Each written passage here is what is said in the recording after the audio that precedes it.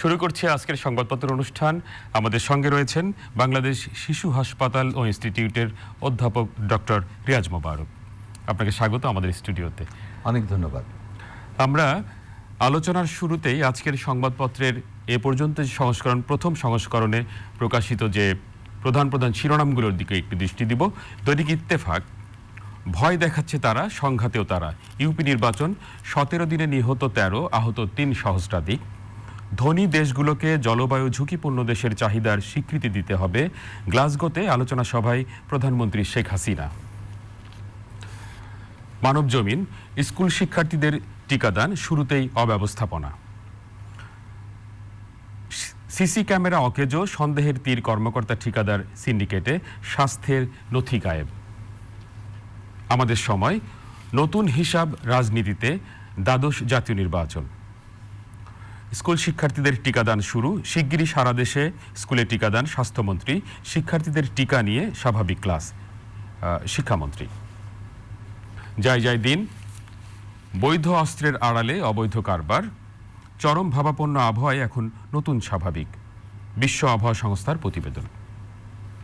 ভোরের কাগজ, তৃণমূলে সংঘাত থামছেই না, সংঘর্ষে জড়িতদের তালিকা করছে আওয়ামী লীগ। আভ্যন্তরীণ সংঘর্ষে 1 মাসে নিহত 8, নির্বাচনী সংঘর্ষে 38 নিহত। আজকের পত্রিকা, সব হারাচ্ছেন জাহাঙ্গীর, সব ধরনের ই কমার্স ব্যবসাকে নজরদারিতে আনার উদ্যোগ। দেশ রূপান্তর, সন্ত্রাসী গ্রুপের তৎপরতায় অশান্ত রোহিঙ্গা ক্যাম্প। উন্নত দেশগুলোকে নির্গমন হ্রাস পরিকল্পনা বাস্তবায়ন করতে হবে। COP 26 সম্মেলনের প্রধানমন্ত্রী শেখ হাসিনা। সময়ের আলো, স্বাস্থ্য মন্ত্রণালয়ের নথি গায়েব, ঘরের ভেতরেই চোর। 17 মাসে সর্বনিম্ন, করোনায় 2 জনের মৃত্যু। মানবকণ্ঠ, জলবায়ু পরিবর্তন ঠেকাতে প্রয়োজন বাস্তবসম্মত সমাধান। আন্তর্জাতিক সম্প্রদায়কে সমন্বিত পদক্ষেপ নেওয়ার আহ্বান প্রধানমন্ত্রীর। The business standard, PM asked developed nations to submit ambitious plan to cut emissions. এই ছিল আজকের সংবাদপত্রের প্রধান প্রধান শিরোনাম। আমি মূলত প্রথমেই দৃষ্টি দিতে চাই, শিক্ষার্থীদের টিকাদান কার্যক্রম শুরু হয়েছে, বিশেষ করে 12 থেকে 17 বছরের। কোনো কোনো পত্রিকা বলেছে শুরুতেই অব্যবস্থাপনা, তারপরেও শিক্ষামন্ত্রী, স্বাস্থ্যমন্ত্রী তারা এই টিকাদান নিয়ে বেশ আশাবাদ ব্যক্ত করেছেন। সব মিলিয়ে এই বিষয়টি নিয়েই আপনার সঙ্গে আলোচনা শুরু করতে চাই। কোনো পত্রিকা যে বলেছে এটা শুরুতেই অব্যবস্থাপনা, এই জিনিসটা আমার একদমই ভালো লাগলো না। কারণ আমরা যখন একটা ভালো কাজ করতে চাই, প্রথমে কিন্তু আমরা সবসময় কালো জিনিসটাকে নিয়েই শুরু করি, যে নেগেটিভিজম।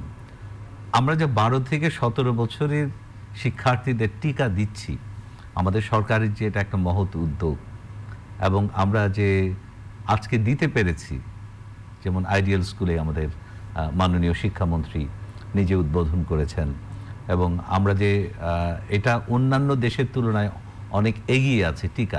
টিকার ইতিহাস কিন্তু আমাদের খুব গোল্ডেন ইতিহাস।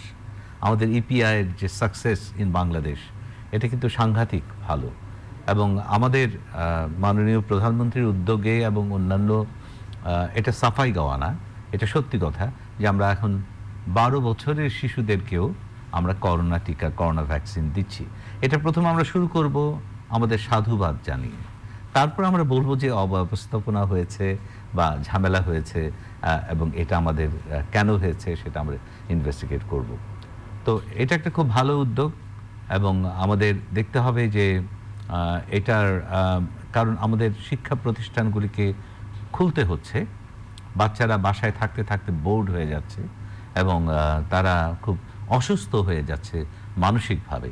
তো সুতরাং শিশুরা কিন্তু আস্তে আস্তে করোনা ভীতি থেকে বেরিয়ে আসবে এতে করে, এবং আমাদের শিশুদের যে সান্নিধ্য, যেমন আমাদের দাদি, নানি, মা, বাবা, সেটা আমরা আরও বেশি সুন্দরভাবে আমরা একসাথে ঘোরাফেরা, একসাথে খাওয়া দাওয়া এটা করতে পারবো। আমরা এটা খুবই একটা ভালো উদ্যোগ নেওয়া হয়েছে, এবং এটা চলবে। এর সঙ্গে যুক্ত করতে চাই যে করোনাই আমাদের একেবারে 17 মাসে, আমাদের গতকালকের যে সর্বশেষ তথ্য, 17 মাসে মৃত্যু সর্বনিম্ন, অর্থাৎ 2 জন মারা গেছেন। তো এটি যেমন একটি স্বস্তিদায়ক, একইভাবে আমরা করোনা নিয়ে সত্যিকার অর্থে কতটুকু স্বস্তির মধ্যে যেতে পারি, এটি আসলে আমার মনে হয় যে প্রশ্ন সাপেক্ষ, এবং আপনারা বিষয়টি খুব ভালো মতো খোঁজ খবর রাখছেন। না, মৃত্যু দিয়ে কিন্তু কখনো স্বস্তিতে যাওয়া যায় না। মৃত্যু জিনিসটা কিন্তু দুজন মৃত্যু মানে যে একেবারে আমরা স্বস্তিতে চলে যাব সেটা না। আমাদের করোনায় কিন্তু আক্রান্ত 200-এর উপর হয়েছে আজকে। আর আমরা সবচেয়ে বেশি করোনার ভীতি হলো আমরা যারা হেলথ সায়েন্টিস্ট বা আমরা যারা ফিজিশিয়ান, তাদের জন্য ভীতিটা হলো যে আমরা পাশের দেশেই দেখতে পাচ্ছি যে ডেল্টা না, আলফা, বিটা, গামা, তারপরে ডেল্টা ভ্যারিয়েন্ট, যে নতুন ভ্যারিয়েন্ট এসছে, ডেল্টা প্লাস ভ্যারিয়েন্ট এসছে। তার মানে করোনা তার রূপ কিন্তু খুব দ্রুত পরিবর্তন করছে, এবং এই ডেল্টা ভ্যারিয়েন্ট নাকি আরও দ্রুত ছড়ায়। এটা সম্পর্কে অবশ্য ডেল্টা বিজ্ঞানীরা, প্লাস। ডেল্টা প্লাস ভ্যারিয়েন্ট, এটা নাকি ডেল্টা ভ্যারিয়েন্টের চাইতেও দ্রুত ছড়ায়। এখন আমাদের ভীতিটা হলো যে পাশের দেশে যেহেতু এসছে, সুতরাং আমাদের দেশেও যে কোনো মুহূর্তে আসতে পারে, কিন্তু এখন পর্যন্ত আমাদের দেশে আসেনি। এবং এই শীতের মৌসুমটায় আমরা এই ডেল্টা প্লাস ভ্যারিয়েন্টের মুখোমুখি যদি হই, তাহলে তার আগে থেকে আমাদের কিছু কিছু আমাদের প্রিকশনস নিতে হবে। সেটা হলো আমাদের বর্ডারগুলিকে প্রিকশনস নিতে হবে, আমাদের এয়ারপোর্টগুলিকে প্রিকশনস নিতে হবে। সেই জিনিসগুলি কিন্তু আমাদের সরকারের বিশেষ নজরদারিতে আনতে হবে, যে আমরা ভালো মতো চেক করে, ভালো মতো স্ক্রিন করে আমরা ঢোকাচ্ছি কিনা, বা কোয়ারেন্টাইনের যাদের প্রয়োজন, স্পেশালি যেসব দেশগুলো থেকে ডেল্টা প্লাস ভ্যারিয়েন্ট আসতে পারে বা ডেল্টা ভ্যারিয়েন্ট আসতে পারে, সেই সব দেশগুলো থেকে যখন বিমান আসবে বা বর্ডার ক্রস করে যে মানুষের চলাচল, সেগুলোর ব্যাপারে আমাদের একটু অ্যাওয়্যার হতে হবে। এটা ইজ ভেরি ইম্পর্ট্যান্ট। শুধু আমরা যদি সরকারি লোকজনই যদি এগুলোকে নজরদারি করি তাহলে হবে না, আমাদের নিজেদেরকে অ্যাওয়্যার হতে হবে, সচেতন হতে হবে। একইভাবে আমি যেতে চাই COP26 যে সম্মেলন চলছে সেখানে মানে গত দিনের আলোচনায় প্রধানমন্ত্রী বিশেষ তাগিদ দিয়েছেন উন্নত দেশগুলোর দিকে, ধনী দেশগুলোর দিকে, বিশেষ করে ঝুঁকিপূর্ণ দেশগুলোর যে দুরবস্থা তাদের দিকে একটু বিশেষ সুদৃষ্টি দেওয়ার জন্য, এবং তারা প্রধানমন্ত্রী একরকম দাবি করেছেন যে তহবিল সহ সব দিক দিয়ে। এটা একটা আন্দোলন, এটা একটা এই ক্লাইমেট অ্যাকশনস নেটওয়ার্ক, ক্যান্সার ছিল আগে। এই আমি আমার ক্যারিয়ারের প্রথম দিকে আসলে কাজ করতাম এনভায়রনমেন্টাল হেলথ নিয়ে। একটা organisation Bangladesh centre for advance স্টাডিজে কাজ করা দিয়েই কিন্তু আমি শুরু করি আমার বাইরে থেকে এসে, এবং আমি নিজেও ট্রেন করা আপনার এনভায়রনমেন্টাল হেলথে। তো আমার মনে হয়েছে যে মাননীয় প্রধানমন্ত্রীর উদ্যোগ অসাধারণ, কারণ সে একটা সামগ্রিকভাবে সমগ্র বিশ্বের যে দরিদ্র দেশগুলো যেগুলো এখন ঝুঁকির মুখে, এনভায়রনমেন্টের, পরিবেশের যে খারাপ ইফেক্টের ঝুঁকির মুখে 45টা দেশকে যে আইডেন্টিফাই করা হয়েছে, তাদের পক্ষ নিয়ে একটা সত্যিকারের নেত্রীর মতো, নেতার মতো কিন্তু সে একটা বক্তব্য রেখেছে। এবং আমাদের যে উন্নত দেশগুলো যে পলিউট করছে, আমি একসময় দেখেছিলাম যে উন্নত দেশগুলো থেকে মুহূর্তের মধ্যে, যেমন ইনসিনারেশন নিউ ইয়র্ক সিটি থেকে মুহূর্তের মধ্যে 90s-এ তারা সরিয়ে ফেললো, কারণ সেটা নর্থ সিতে গিয়ে সব মাছ মেরে ফেলছিল। তাদের যে ইনসিনারেশনের যে পলিউট্যান্ট, সেগুলো গিয়ে মেঘ হয়ে পানিতে নেমে মাছগুলিকে সব বিষাক্ত করে ফেলছিল। কিন্তু আমরা তো সেটা আমাদের করা সম্ভব না। আমরা তো এখানে এনভায়রনমেন্টাল পলিউশন, আমরা এখন উন্নত দেশের পলিউশনগুলো থেকে আমরা তাদের পলিউশনের ঝুঁকির মুখে, এবং এটার বিরুদ্ধে যে আমাদের মাননীয় প্রধানমন্ত্রী সোচ্চার, এবং জাতিসংঘের মহাসচিব তার গলা মিলিয়ে বলেছে যে আমরা নিজেরাই নিজেদের মৃত্যুকূপ আমরা তৈরি করেছি। এবং এটা একটা অসাধারণ জিনিস, অসাধারণ সমন্বয়। আমি বলবো যে আমাদের এরকম একটা উন্নয়নশীল দেশের একজন নেতার এই ধরনের উদ্যোগ এবং এই ধরনের আন্দোলনমুখী আন্তর্জাতিকভাবে কথা বলা, এটা আমরা এই জন্য গর্বিত। আজকে একটি পত্রিকা শিরোনাম করেছে, চরম ভাবাপন্ন আবহাওয়া এখন নতুন স্বাভাবিকতা, নতুন স্বাভাবিক, যেটা আসলে খুব প্রচলিত হয়েছে এই করোনাকালে, নিউ নর্মাল।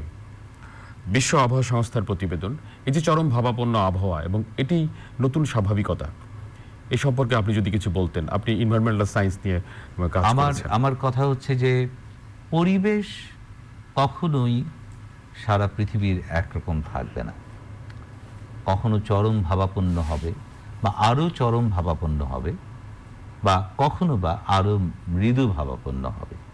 তো আমাদের পরিবেশের পরিবর্তন কিন্তু আপনি কিন্তু দেখতে পাচ্ছেন যে এবারকার শীত কিন্তু আসছে অন্যভাবে, এবারকার শীত কিন্তু গত বছরের মতো আসেনি। তো সুতরাং আমাদের এই পরিবর্তনের সাথে আমাদেরকে প্রস্তুতিটাও নিতে হবে, আমাদের এই পরিবর্তনের সাথে আমাদেরকে খাপ খাইয়ে নিতে হবে, এবং এই পরিবর্তন যাতে আমাদের কোনো ক্ষতি না করতে পারে সে ব্যাপারে আমাদের সচেতন হতে হবে।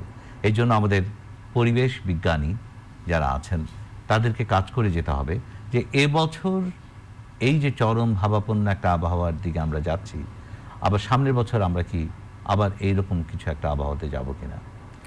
কারণ পরিবর্তন তো প্রতিনিয়তই পরিস্থিতিকে পাল্টে দিচ্ছে এবং বৈরী পরিস্থিতির মুখোমুখি করছে। এটা অনেকটা করোনা ভাইরাসের মতো, যে আমাদের এনভায়রনমেন্টের পরিবর্তন। করোনা ভাইরাস যেমন মিউটেশনটা খুব দ্রুত হচ্ছে, ডেল্টা প্লাস ভ্যারিয়েন্টে আমরা চলে গেছি, হ্যাঁ, ABCD, আর তেমনি আমাদের পরিবেশও কিন্তু ক্রমাগত পরিবেশ পরিবর্তন হচ্ছে। আর পৃথিবী কিন্তু সমগ্র পৃথিবী কিন্তু সূর্যের সাথে তার যে আমরা যদি ওই অ্যাস্ট্রোনমিক্যাল সায়েন্স ধরি তাহলে পৃথিবীও কিন্তু ক্রমাগতভাবে ঠান্ডা হচ্ছে, তাই না? ক্রমাগতভাবে একটা অন্য পরিবেশ সৃষ্টি হচ্ছে সেটা চিন্তা করলে। তো আমার মনে হয় যে আমাদের এখন থেকে চিন্তা করা উচিত যে প্রতি বছরই আমরা নতুন নতুন কিছু এনভায়রনমেন্টাল চেঞ্জেস আমরা দেখব। একসময় এদেশে ভূমিকম্প হতো না, কিন্তু এখন ভূমিকম্প হয়, এবং কোনোদিন যদি এই দেশে অগ্ন্যুৎপাত হয় তাহলে কিন্তু আমরা আশ্চর্য হব না। যেমন এই সময়ে কিন্তু প্রচুর সংখ্যক মানুষের মৃত্যু হয় বজ্রপাতে, যেটি আমাদের ক্রমান্বয়ে বাড়ছে, প্রতি বছর বাড়ছে এটি। রাইট, তো সেটা তো আগে হতো না, তাই না? তো সুতরাং আমাদের নতুন নতুন চ্যালেঞ্জের মুখোমুখি হতে হবে, এবং এনভায়রনমেন্টাল চ্যালেঞ্জ, এনভায়রনমেন্টকে আমরা নিজেরাই কিন্তু, আমরা মানুষরাই কিন্তু আমরা এনভায়রনমেন্টকে নিয়ে ছিনিমিনি খেলেছি, এবং ছিনিমিনি খেলে চলছি অলরেডি। যুদ্ধাস্ত্র দিয়ে বলেন, যাই দিয়ে বলেন, আমরা কিন্তু এটা করেই যাচ্ছি। এবং এটা বেশি কারা করছে? উন্নত দেশগুলোকে, যারা তাদেরকে তথাকথিত উন্নত দেশ বলে। কিন্তু আপনার প্রতিবেশীকে, আপনার বাড়ি যদি একটা বিশাল অট্টালিকা করেন আর আপনার প্রতিবেশী যদি একটা বস্তিতে নোংরা জায়গায় থাকে, তাহলে কি আপনি সুস্থ থাকতে পারবেন? সেটি কোনো ভারসাম্য নয়। সেটা ভারসাম্য নয়। আপনি বেরিয়েই তো আপনি সেই বস্তি দিয়ে হেঁটে যেতে হবে আপনার, তাই না? আপনি চোর ডাকাতের সামনে দিয়ে যেতে হবে। তো সুতরাং আপনাকে দেখতে হবে যে আপনি নিজে ভালো থাকলে হবে না, আপনার পাশের দরিদ্র দেশগুলোকেও ভালো রাখতে হবে। একই সঙ্গে ঠিক এর সঙ্গেই আমি আপনার একটি সংযুক্তি চাচ্ছিলাম আপনার কাজের জায়গাতে। ঠিক এই যে পরিবর্তন হচ্ছে বহুমুখী, এর মধ্যে আমরা করোনা পরিস্থিতির মধ্যেও আছি। ঠিক শিশুদের জন্য কিংবা আমাদের জন্য এইরকম সময়ে কি কি প্রস্তুতি থাকা দরকার শীতকে সামনে রেখে? শীতকে সামনে রেখে এখন আমরা দেখতে পাচ্ছি শিশুদের সর্দি, কাশি, জ্বর। শিশু না, যে কোনো বাসায় আপনি দেখবেন যে বড়রাও কিন্তু এতে খুব বেশি আক্রান্ত হচ্ছে। আমরা শুধু করোনা নিয়ে চিন্তা করছি কিংবা ডেঙ্গি নিয়ে চিন্তা করছি, সেটা সত্যি, কারণ ডেঙ্গিতে আমাদের অনেক মৃত্যু হচ্ছিল এবং এখনো অনেক আক্রান্ত। আমার হাসপাতালেও এখন আইসিইউতেও বাচ্চারা ভর্তি আছে এবং মৃত্যু হয়েছে। আর কি বলে যে আমাদের এখন শিশুরা কি বলে যে করোনা নিয়েও কিন্তু আমরা এখন চিন্তিত থাকতে হবে যে ডেল্টা প্লাস ভ্যারিয়েন্ট যদি আসে সেটা কি শিশুদেরকে আক্রমণ করে কিনা, শিশুদেরকে বেশি আক্রমণ করবে কিনা।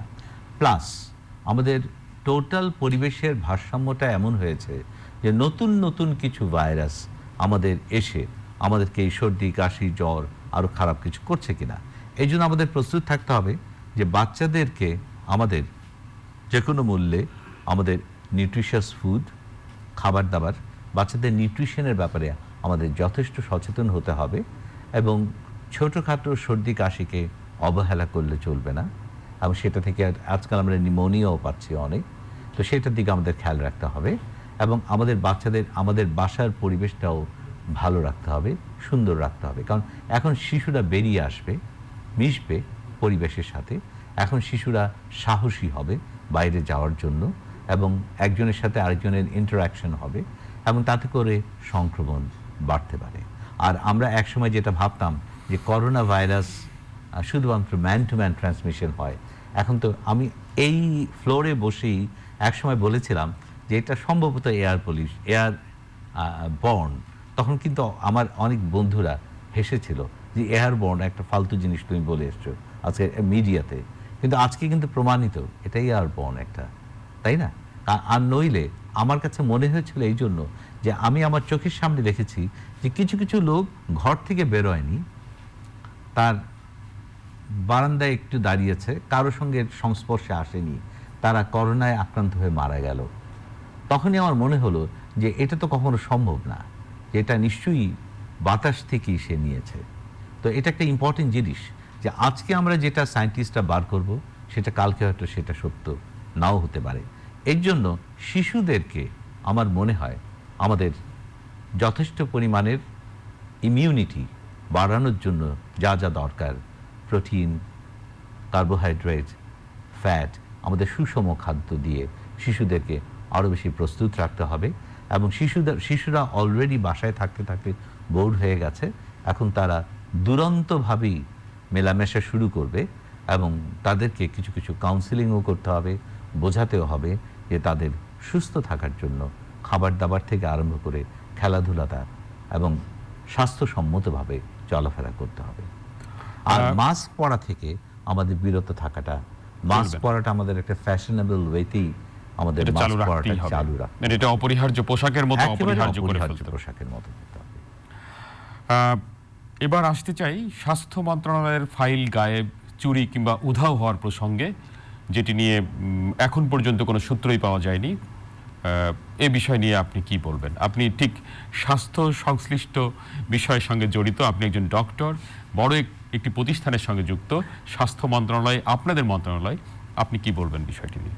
আমার মনে হয় যে এত বড় একটা মন্ত্রণালয় এবং আমরা সেই মন্ত্রণালয়টাকে প্রতি বছরই কিন্তু একটা সংকটের মুখোমুখি হচ্ছি এবং এই মন্ত্রণালয় অসংখ্য কর্মচারী, কর্মকর্তা তারা আছেন এবং তাদের এইসব ফাইলগুলোকে গুছিয়ে রাখা একটা ইম্পর্টেন্ট জিনিস। কারণ এটা আমাদের একটা স্বাস্থ্য মন্ত্রণালয়কে আমাদের কি বলে যে ন্যাশনাল সিকিউরিটির মধ্যে ফেলে আমাদের স্বাস্থ্য মন্ত্রণালয়কে আরও বেশি আমাদের সিকিউর করা উচিত এবং এ ব্যাপারে সরকারের যেমন উদ্যোগ নেওয়া উচিত তেমনি আমাদেরও সচেতন হওয়া উচিত। এবং আমাদের নো ডাউট আমাদের কিছু কিছু স্বাস্থ্য মন্ত্রণালয়ের লোকজন নিশ্চয়ই ভেতরের লোকরাই তাদের এই কাজগুলি করেছে এবং যেহেতু ফাইল গায়েব হয়েছে এবং তাদেরকে কঠিন শাস্তি দেওয়া উচিত এবং কঠিন এক্সাম্পলেটরি শাস্তি দিলে আমার মনে হয় যে এটা আগামীতে কারেকশন হবে এবং আগামীতে আমরা আরও বেশি ভালো একটা সুস্থ স্বাস্থ্য মন্ত্রণালয়, কারণ স্বাস্থ্য মন্ত্রণালয় যদি অসুস্থ হয়, ফাইল চুরি হয়ে যায়, হ্যাঁ, তাহলে তো আর আমাদের চলবে না। আমাদের এটা স্বীকার করে নিতে হবে যে আমরা ম্যানেজ করতে পারিনি, আমরা ঠিক রকম সিকিউরড ওয়েতে আমরা এই ফাইলগুলিকে সংরক্ষণ করতে পারিনি। এখন তো অনেক কিছুই তো আপনার কম্পিউটার কিংবা ডিজিটাল যে পদ্ধতির মধ্যে আমরা সব কিছু চলে আসছে, তো তারপরেও একটা ফাইলের হিসেব নিকেশ, ফাইল সংরক্ষণ, এই ব্যাপারগুলোতে তো সেইটুকু স্মার্টনেস প্রয়োজন ছিল বলে মনে হয়। ডিজিটাল ট্রেনিংটা আসলে আমরা দিচ্ছি, কিন্তু সবাই কিন্তু নিচ্ছি না বা সবাই কিন্তু বুঝছি না। এটা একটা ইম্পর্টেন্ট জিনিস এবং আগের যারা কর্মচারী আছে তাদেরকে যে রিট্রেইন এবং ট্রেইন, এই জন্য আমরা খুব বেশি সময় ব্যয় করছি না এবং অনেকের ইন্টারেস্টও কম আমি দেখতে পাচ্ছি আর কি। তো এটা ইম্পর্টেন্ট জিনিস যে আমাদের ডিজিটাল বাংলাদেশ তৈরি করতে হলে সবাইকেই আমাদের এই ডিজিটাল ট্রেনিংটা নিতে হবে, শিখতে হবে এবং যারা পারবে না, যারা অনেক বেশি এ ব্যাপারে অপারগ হবে, আমার মনে হয় তাদেরকে অন্য কাজে ব্যবহার করা ভালো। এই লাইনেই তাদেরকে আনা উচিত না, কারণ যেগুলি খুবই সেন্সিটিভ একটা সিকিউরিটির প্রশ্ন আসে, যেমন ইন্টেলেকচুয়াল প্রপার্টি, বিদেশে একটা সাবজেক্ট আছে এবং অনেকে এটাতে মাস্টার্স, গ্র্যাজুয়েশন এগুলি করে। এই ধরনের কিছু এই সাবজেক্টটাকে আমাদের এখন এমফ্যাসিস দেওয়া উচিত, এবং দরকার পড়লে ইন্টেলেকচুয়াল প্রপার্টির সাবজেক্টটাকে আমাদের ঢাকা ইউনিভার্সিটি কিংবা প্রাইভেট ইউনিভার্সিটিগুলিতে এটাকে উন্মোচন করা উচিত। যারা এই জিনিসগুলি নিয়ে কাজ করবে, আগামী জেনারেশনের লোকজন, আগামী প্রজন্মের লোকজন এটাতে ট্রেন্ড হয়ে এসে আমাদের এইসব সিকিউরিটিগুলিকে আরও বেশি নিশ্চিত করবে এবং মজবুত করবে। এই সঙ্গে আরেকটি প্রসঙ্গ তুলতে চাই। প্রতিদিনই আমাদের খবরের কাগজে প্রতিদিনই যে খবরটি আসছে ই কমার্স নিয়ে, এবং গত দিনের যেটি সংবাদপত্র যেটি নিয়ে আমরা আলোচনা করছি, গত দিনের খবরের আজকের সংবাদপত্রে সেখানে একটি খবর এসছে যে সব ধরনের ই কমার্স প্রতিষ্ঠানকে নজরদারিতে আনার উদ্যোগ নিচ্ছে সরকার। ই কমার্স নিয়ে যে বিভিন্ন রকমের সংকট, এটি নিয়ে যদি আপনি দু এক কথা বলতেন, আমরা একেবারে শেষ পর্যায়ে চলে এসেছি। আসলে ওই আমি যে কথাটা বললাম আপনার, ইন্টেলেকচুয়াল প্রপার্টি আমাদের এখানে আমরা খুবই উইক, কারণ এই সাবজেক্টটি সম্পর্কে আমরা কিছুই জানি না। এবং আমি 90s-এ গিয়ে প্রথম বিলাতে যখন প্রথম যাই, আমি 90s-এ তখন আমি এই ইন্টেলেকচুয়াল প্রপার্টি সম্পর্কে জানি যে এটার ইম্পর্টেন্সটা কতখানি। তো আমার মনে হয় যে আমাদের ই কমার্সকে নজরদারিতে রাখতে হলে এই ধরনের খুব অনুসন্ধিৎসু কিছু আমাদের ইন্টেলেকচুয়াল প্রপার্টিতে যারা ট্রেন করা, তাদেরকে দরকার পড়লে আপাতত বিদেশ থেকে ট্রেন করে নিয়ে আসা উচিত এবং তাদেরকে দিয়ে এই নজরদারিটা করা উচিত। ধন্যবাদ ডক্টর রিয়াজ মোবারক, আপনার কাছে আমরা অনেক গুরুত্বপূর্ণ কিছু তথ্য পেলাম এবং জানলাম। দর্শক, শুনছিলাম আজকের সংবাদপত্রের প্রধান প্রধান শিরোনাম নিয়ে ডক্টর রিয়াজ মোবারকের বিশ্লেষণ। আমরা যাচ্ছি, শেষ করছি আজকের আয়োজন। দেখা হবে আগামীকাল এই সময় চ্যানেল আইতে। সে অবধি সবার জন্য শুভকামনা।